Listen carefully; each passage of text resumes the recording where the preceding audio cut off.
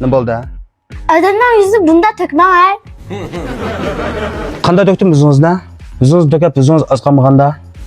Hey onda emas. Akıştak çıksın o zaman da. Qanday qildim akishdak chiqmay? Tak gep düşünmekkensiz. Tazık karşındaki anam kıkkansa daim anam karşını tanışmakkensiz. Hey balam, bu bunda gap. Men sizdek vaqtimda, mening dadam sizning cho'ng dadingiz. Uyda cho'ng'ingiz qitqashlarni qildi. Taziq shaqqan, tamaqasi ximij quytgan, ishlarni cho'ng dadingiz qildi. Endi bu o'lsiyatning ishi ochgan, mana cho'ng dadingizni juqqa o'xshaydi. Shu men cho'ng dadingizni durab qolibdimi? Ama sen çoldan sonra bakar mısın?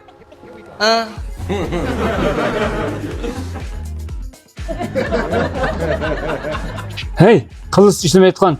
Ne balığı meni paçkımla gajap bagıldın mı? Hey, dada shu men o'yim tozatay deb, baka qalamqan gap saptima qalam onun qabma. Biraz baka aşık tuğucu men boğaçlı kıldım kılmadın mı?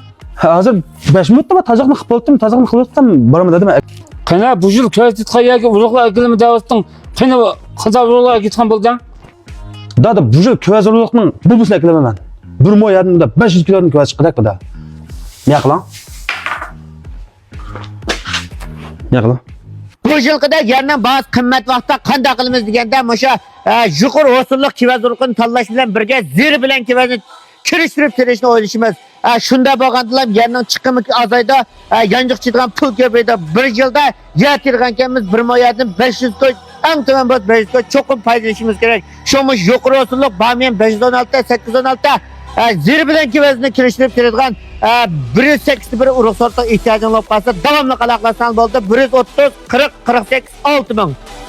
Bo'lamdikan? He, bulutga yaxshi urukla ketsa. Ha, siz dada bir ishni xato qilibsizmi? Qalsın xata qiptimi? O'sha hamma ishni bila o'tibsiz menga. 2 qitim xotinni tayyorlab qoldim. Ximij qo'ysa bila o'rgatmabsiz menga bunda.